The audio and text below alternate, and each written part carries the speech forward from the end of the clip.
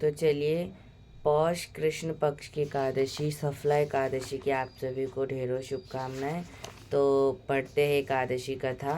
तो चलिए, श्रीमन नारायण नारायण नारायण, लक्ष्मी नारायण नारायण नारायण, भजमन नारायण नारायण नारायण, श्रीमन नारायण नारायण नारायण। इतनी कथा सुनाकर भगवान आनंद कंद मुरली मनोहर ने कहा, हे युधिष्ठिर, अब मैं आपके सामने सर्वश्रेष्ठ पौष कृष्णा एकादशी की कथा कहता हूँ, जिसके श्रवण मात्र से जन्मांतर के पाप नष्ट होकर अक्षय सुखों की प्राप्ति हो जाती है। हे राजन, इसका नाम सफला है और इसमें नारियल, अनार, सुपारी, लौंग और बेर आदि उत्तम फलों से भगवान विष्णु की पूजा की जाती है। हे राजन, और सब एकादशियों का विधान एक समान है तथा इनमें किसी प्रकार का भेदभाव नहीं है। चंपावती नामक अत्यंत मनोहर नगरी में एक महिष्मत नाम का राजा राज्य किया करता था। यद्यपि उसके घर 4 लड़के थे, परंतु उनमें सबसे बड़ा लुम्पक नाम वाला लड़का बड़ा पापी और व्यभिचारी था।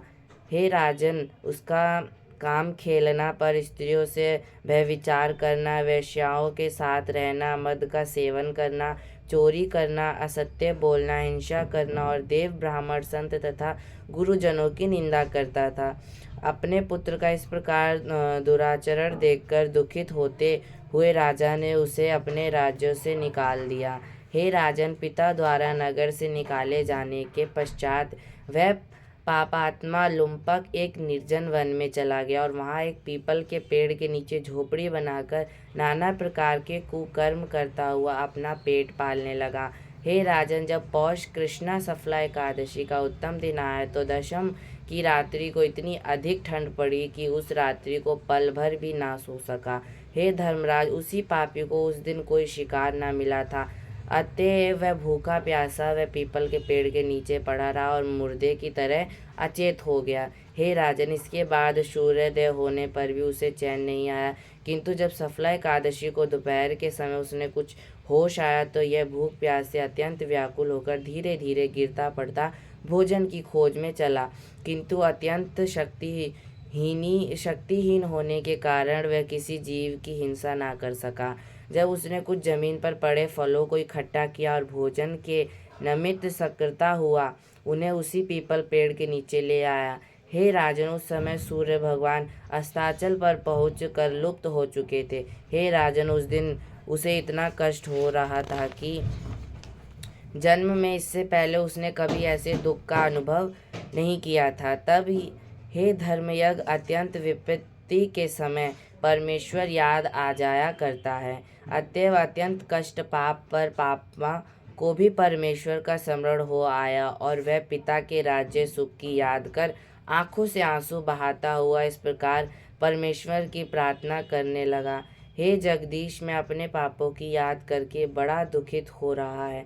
अतएव आप प्रसव होकर पापों के सहित मेरे कष्टों को नष्ट करने की कृपा कीजिए, क्योंकि आपके बिना भक्तों को हितकारी पापों का नष्ट करने वाला कोई नहीं है। मैं आज सच्चे दिल से प्रतिज्ञा कर कहता हूँ कि अब से ना तो किसी प्राणी का कष्ट दूंगा और ना चोरी व हिंसा, मदपान, धूर्त, घृणा, अत्यंत भाषण, गुरुजनों की निंदा और वैश्यागमन आदि कोई पाप कर्म भूल कर स्वप्न में भी नहीं करूँगा। मेरे समस्त अपराधों को क्षमा कीजिए। हे धर्मराज, इस प्रकार वह लुम्पक तामम रात्रि भर बिना कुछ खाए पिए दिल से ईश्वर की प्रार्थना करता रहा। तब दीन दयाल जगत पाल, भक्तों के कष्ट हरने वाले भगवान जगदीश्वर ने उसकी प्रार्थना पर प्रसन्न होते उसके पहले के किए हुए सब पापों को नष्ट कर उसे पाप रहित कर दिया। तत्पश्चात भगवान ने उसके पिता को उसी एकादशी की रात्रि को स्वप्न में दर्शन देकर अपने पुत्र को वापस बुलाने के लिए कहा। तो राजा ने शीघ्रगामी घोड़े को लेकर एक सवार के साथ अपने ज्येष्ठ पुत्र लुम्पक के पास पहुंच दिया। हे राजन, जिस समय वह सब सवार उस श्रेष्ठ घोड़े को लेकर राजपुत्र पर पहुंचा, उस समय वह भूख और प्यास से व्याकुल होकर भगवान के ध्यान में मग्न हो रहा था। इसके बाद उस सवार ने उसे उठाकर जलपान कराया और इसके बाद ही वह उसे अपने घोड़े पर चढ़ाकर चंपावती की ओर चल दिया। अपने प्रिय पुत्र का नगरी में आया हुआ देखकर राजा बड़ा प्रसन्न हुआ और इसके बाद उसे राज्य देकर भगवान की तपस्या करने रानी के साथ वन में चला गया। उसके बाद उस धर्मात्मा लुम्पक ने अपने राज्य में आकर समस्त प्रकार के पाप कर्मों को समूल नष्ट कर दिया। इस प्रकार बहुत दिन धर्मपूर्वक सुख से राज्य करके एक दिन वह महात्मा अपने पुत्र को गद्दी पर बिठाकर परमेश्वर का भजन करने के लिए वन में चला गया और कुछ दिन तपस्या करने से वह परम पद को प्राप्त हुआ। बोलिए एकादशी महारानी की जय। श्रीमन नारायण नारायण नारायण, लक्ष्मी नारायण नारायण नारायण, भजमन नारायण नारायण नारायण, श्रीमन नारायण नारायण नारायण। बोलिए एकादशी महारानी की जय।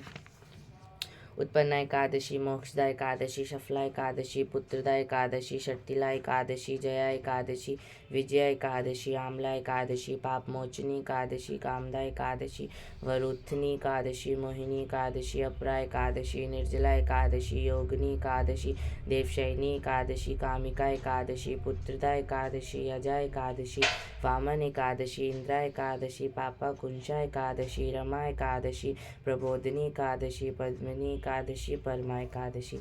बोले श्री लक्ष्मी नारायण भगवान की, बोले लक्ष्मी नारायण भगवान की जय। आप सभी को सफला एकादशी की ढेरों शुभकामनाएं। तो मैं आपको दर्शन करा देता हूँ। और ये देखिए हमने सुबह की पूजा पाठ सब कर लिया, कथा पढ़ ली हमने, और ये हम पूरे मंदिर के दर्शन कर लीजिए आप हमारे माँ के। और ये हमारे प्यारे से माधव, तो ये इधर हमारे केशव किशोरी हैं, तो मैंने इन दोनों को ही माला पहना दिया। और इधर हमारे गोपू लल्ला। तो ये आज के सुंदर से प्यारे से श्रृंगार दर्शन है। अगर व्लॉग अच्छा लगा हो तो वीडियो को लाइक कमेंट शेयर कर देना। राधे राधे।